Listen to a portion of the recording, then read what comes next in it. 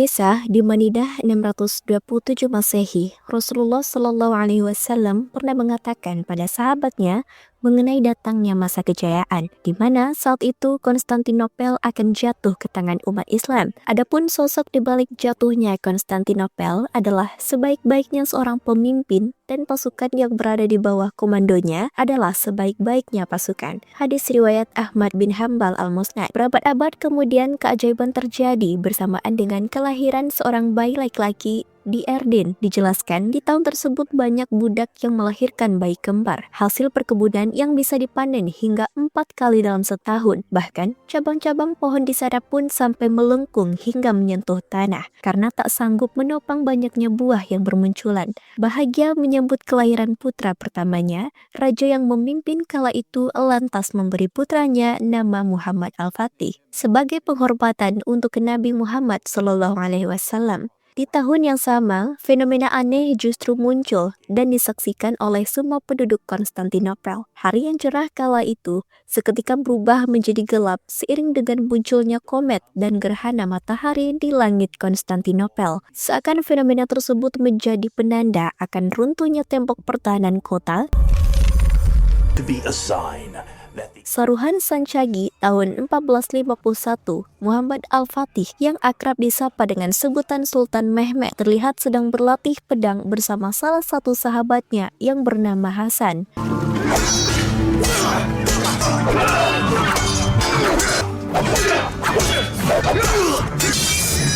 Namun sayangnya, sesi latihan harus terhenti menyusul adanya kabar penting dari istana. Melalui surat yang ditulis oleh Perdana Menteri Khalil Pasha, dikabarkan bahwa Sultan pertama atau ayahanda dari Sultan Mehmed baru saja wafat. Mendapat kabar tersebut, Mehmed yang dibalut kesedihan pun langsung bergegas menuju ke istana Erdin. Usut punya usut, Sultan Mehmed sebelumnya telah naik tahta ketika usianya baru menginjak 12 tahun. Setibanya di Erdin, Mehmed langsung memasuki istana untuk melihat mayat ayahnya. Di momen itulah ia bersumpah untuk meneruskan perjuangan sang ayah dan berjanji akan membangun kerajaan paling berkuasa di dunia.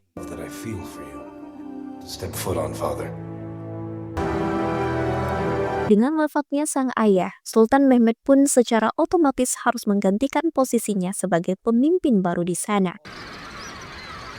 Di waktu yang sama, kabar diangkatnya Mehmed yang menggantikan Sultan Murad II ternyata telah terdengar sampai ke Konstantinopel. Hal itu malah menjadi bahan lelucon bagi para petinggi di sana. Mereka menganggap jika Sultan Mehmed tak memiliki wibawa sebagaimana pengalamannya yang pernah dicopot dari istana. Namun berbeda dengan notoras penasihat kerajaan yang satu ini, malah berpikir sebaliknya. Ia justru beranggapan jika suatu saat nanti Sultan Mehmed dan pasukannya bisa membahayakan Konstantinopel. Hal itu didasarkannya dari kemampuan Mehmed yang menguasai ilmu mesin dan bahasa. Terlebih, pemimpin berusia 21 tahun itu juga diketahui berasal dari kalangan antikristus yang notabene memiliki cara pandang berbeda dengan Konstantinopel. Karena alasan itulah, petinggi di sana akhirnya memutuskan untuk mengirim orang ke Erdin guna menyampaikan surat perdamaian. Di sisi lain, datangnya surat dari Konstantinopel ternyata disambut positif oleh Sultan Mehmed di hadapan petinggi lainnya yang ada di sana. Bahkan, perjanjian damai disertai kenaikan pungutan upeti dari Kaisar Orhan pun dituruti begitu saja oleh Sultan Mehmed.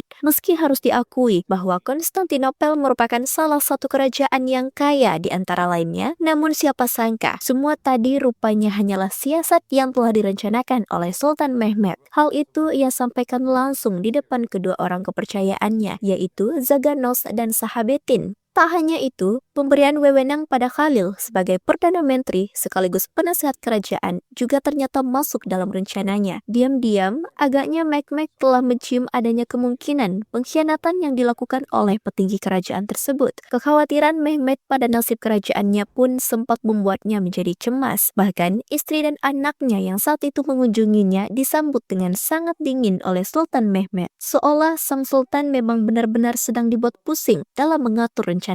Tak sampai di situ saja, beban yang menumpuk di pundak Mehmed juga sempat membuat istirahat semalamnya dirudung oleh mimpi yang aneh. Salah satunya yaitu ketika ia bermimpi bertemu dengan kakeknya. Dalam mimpi tersebut, Sultan Mehmed nampak panik dan ketakutan saat mencari jalan keluar dari lorong labirin.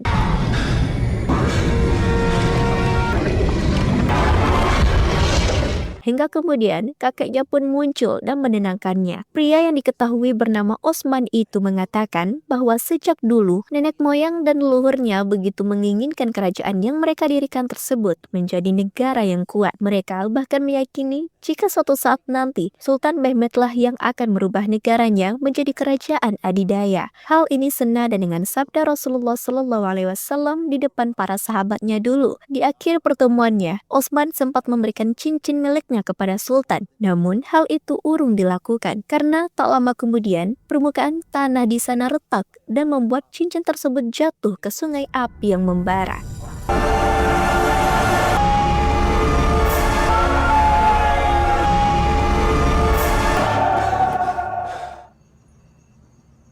Sementara itu, acara makan malam diadakan oleh sejumlah petinggi kerajaan Konstantinopel.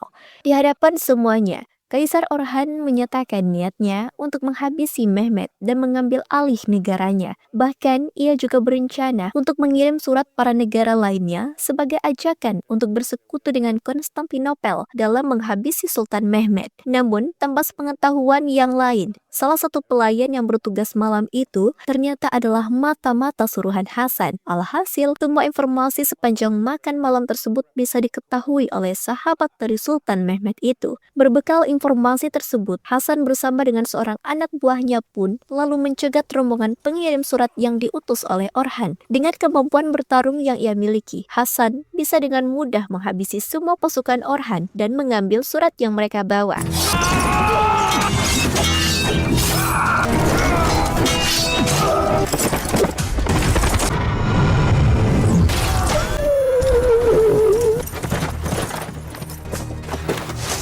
Meski tak bisa mencegah kedua rombongan sekaligus, namun setidaknya Mehmed telah mendapat salinan surat dan mengetahui rencana Orhan. Atas dasar itulah, Sultan lalu mengerahkan pasukannya untuk mulai membangun benteng dan menghalau serangan dari Laut Hitam.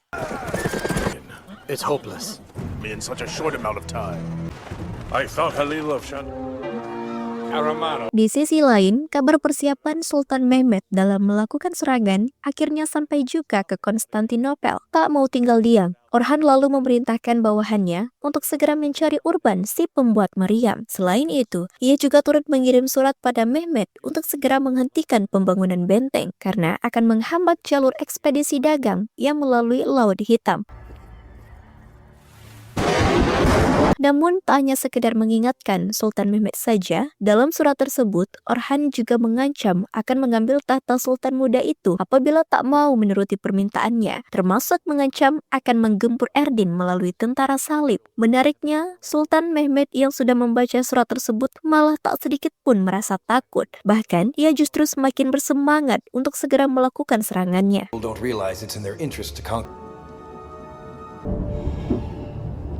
Dan benar saja, Kekaisaran Ottoman yang dipimpin oleh Sultan Mehmed pun mampu mengalahkan pasukan sekutu Konstantinopel pada perang pertama mereka di Mora.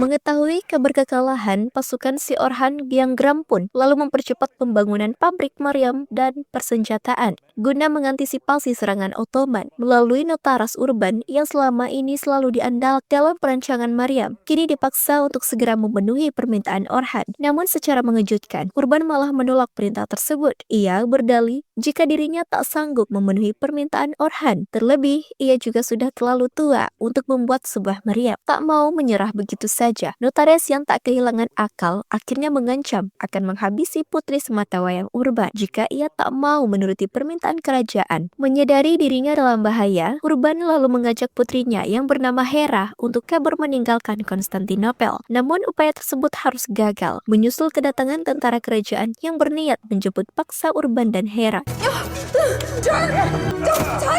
Di luar dugaan, kegaduhan yang terjadi di rumah Urban ternyata turut terdengar oleh Hasan yang kebetulan Ottoman sedang menyusup di wilayah Konstantinopel. Alhasil, pertarungan sengit pun terjadi dan berakhir dengan kemenangan di pihak Hasan. Setelah dirasa aman, Hasan lalu mengutarakan niat kedatangannya yang ternyata disuruh oleh Sultan Mehmed untuk mengundang Urban dan Hera menemuinya. Mbak Gayung bersambut Urban yang notabene sedang mencari tempat berlindung, akhirnya dengan senang hati menerima tawaran Sultan Mehmed untuk menemuinya di Ottoman. Di momen itulah Hera yang sedang bersama Hasan lalu mengungkapkan masa lalunya yang kelam, di mana kala itu tentara salib yang dibantu Konstantinopel sedang meratakan semua wilayah yang mereka lalui, tak terkecuali dengan kampung halaman Hera. Naasnya, seluruh keluarga Hera harus tewas dalam serangan tersebut. Sementara ia yang masih kecil lalu dibawa dan dijual sebagai budak di Konstantinopel. Beruntung, Hera kecil dibeli oleh seorang pria baik hati yang tak lain adalah Urban itu sendiri. Sejak saat itulah, Hera yang notabene yang tak memiliki keluarga lagi, akhirnya menganggap Urban sebagai ayah kandungnya sendiri. Kini, dengan semua manis pahit yang telah dilalui oleh Hera, ia telah bisa menilai sendiri kebaikan hati dari Sultan Mehmed dan para bawahannya. Karena alasan itulah, ia pun bersumpah semaksimal mungkin untuk membantu Kekaisaran Ottoman dalam memerangi Konstantinopel, termasuk pada rencana pembuatan meriam.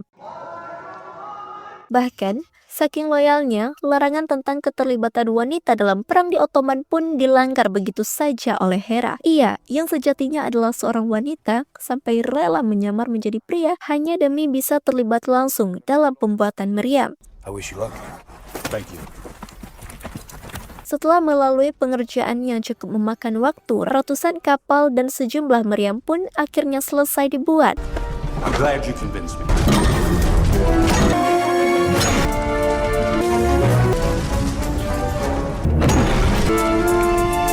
Secara serentak, semua alat tempur tersebut mulai diarahkan ke Konstantinopel.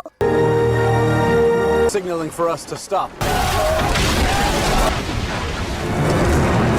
Praise to all of you, Engineer Urban. Have a safe journey. Thank you, my sultan.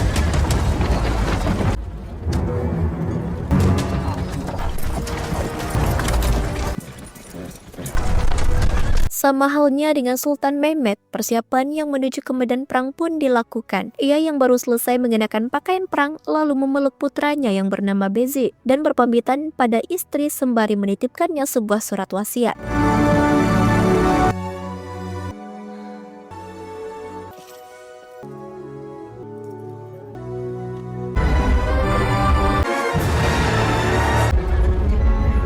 Tepat tanggal 1 April 1453, ratusan ribu pasukan dari Kekaisaran Ottoman dan sekutu Konstantinopel bertemu di medan perang. Masing-masing pihak mulai merancang taktik perang mereka, termasuk Sultan Mehmed yang memberi arahan pada pasukannya untuk menempati posisinya masing-masing. Or the cavalry until we have made a hole. As you wish, my sultan. You can leave now. Lain halnya dengan Orhan, ia justru memulainya dengan berpidato di depan rakyat sebelum kemudian menyusun strategi dengan para petinggi sekutu Konstantinopel. Very moment, the infidel believe that they can get past. Drown them in their own blood.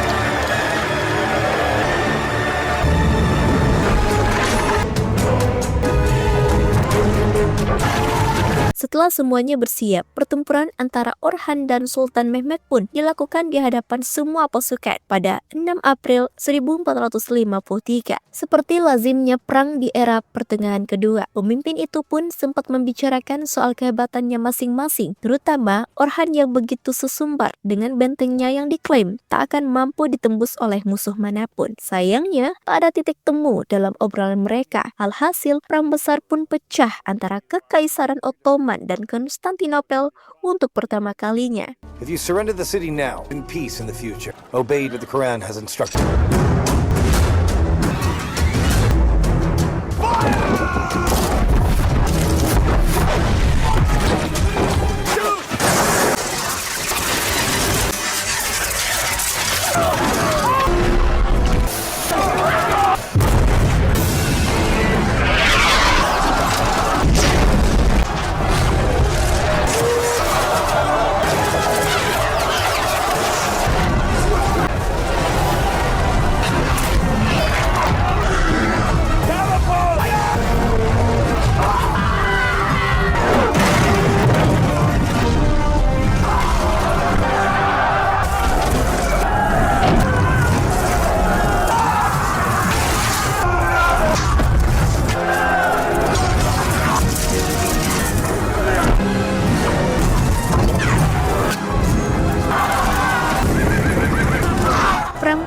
berlalu selama 4 hari tanpa henti, hingga pada akhirnya gencatan senjata dilakukan tepat di hari kelima. Ketika banyak pasukan Ottoman tewas di medan perang, memanfaatkan momen tersebut Sultan Mehmed melalui Mustafa memerintahkan penggalian jalur bawah tanah ke arah Konstantinopel untuk dipercepat. Di waktu yang sama, penggalian tanah yang tinggal menyisakan 9 kaki saja menuju area dalam benteng Konstantinopel malah harus terhenti. Pasalnya, tiang penyangga yang membuka akses jalan para penggali mulai rapuh dan mengakibatkan tanah di sana runtuh. Alhasil, regu penggali punah kini terpisah oleh timbunan tanah.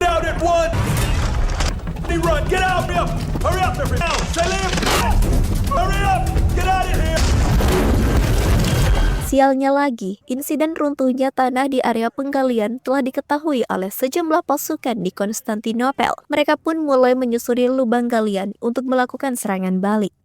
Jump in there! Come on, Tigger!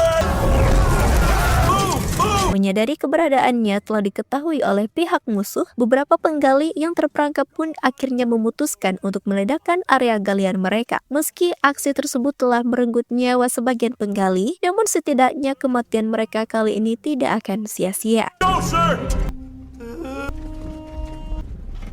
Lions. Allahu Akbar! Allahu Akbar! Sejak saat itu, serangan demi serangan terus dilancarkan oleh masing-masing kubu.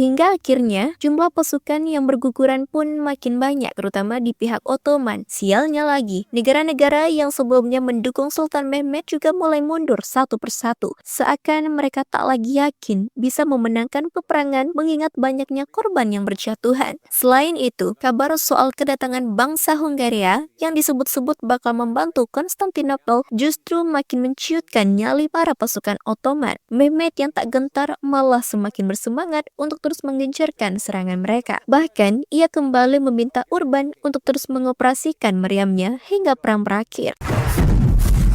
Sialnya, meriam yang bernama Basilika yang menjadi andalan pasukan Ottoman malah mengalami kerusakan yang membuat sejumlah tentara terluka. Father, open your eyes. Tak hanya itu, perang psikologis juga turut dilakukan oleh pihak Konstantinopel. Sontak peristiwa tersebut kian membuat nyali pasukan Ottoman menjadi menciut, tak terkecuali dengan Sultan Mehmed itu sendiri ketika menyaksikan bagaimana puluhan kapal perangnya hancur oleh musuh. That's enough! Dalam kondisi terpuruk, Sultan Mehmed yang mulai putus asa pun hanya bisa termenung dan tak sedikit pun keluar dari tendanya. Setelah itu, Sultan Mehmed terus berzikir untuk menenangkan hatinya. Lalu, seketika beliau menemukan strategi yang sangat luar biasa. Pada malam hari, Sultan Mehmed memerintahkan pasukannya untuk menyeret kapalnya melewati jalan darat melalui pegunungan dan hutan untuk bisa sampai ke Teluk Golden Horn, tempat terlemah Konstantinopel yang saat ini mustahil untuk dilewati.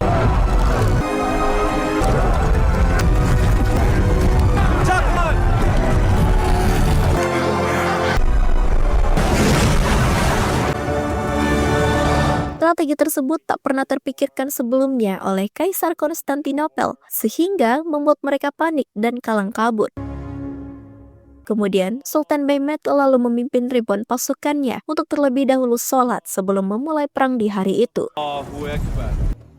Waalaikumsalam warahmatullah. Di waktu yang sama, Mustafa yang selama ini terus menggali akhirnya tiba di lokasi yang sesuai. Dengan meledakkan bom di ujung terowongan galian, Mustafa menjadikan ledakan tersebut sebagai akses baru bagi pasukan Ottoman untuk merengsek masuk ke area dalam benteng, sekaligus juga menjadi penanda bagi Sultan Mehmed untuk memulai serangan mereka.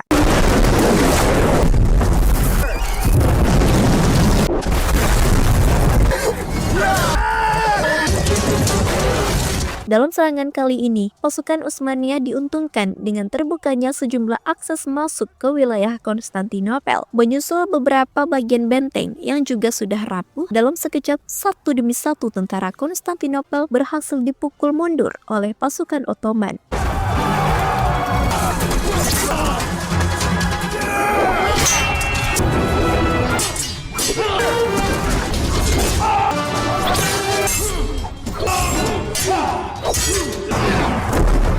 Sama halnya dengan Hasan yang pada akhirnya sanggup menancapkan bendera Kekaisaran Utsmaniyah di benteng utama Konstantinopel. Meski nyawanya harus melayang usai terkena sejumlah serangan panah, dengan hasil tersebut Konstantinopel secara sah telah dinyatakan jatuh ke tangan Kekaisaran Ottoman.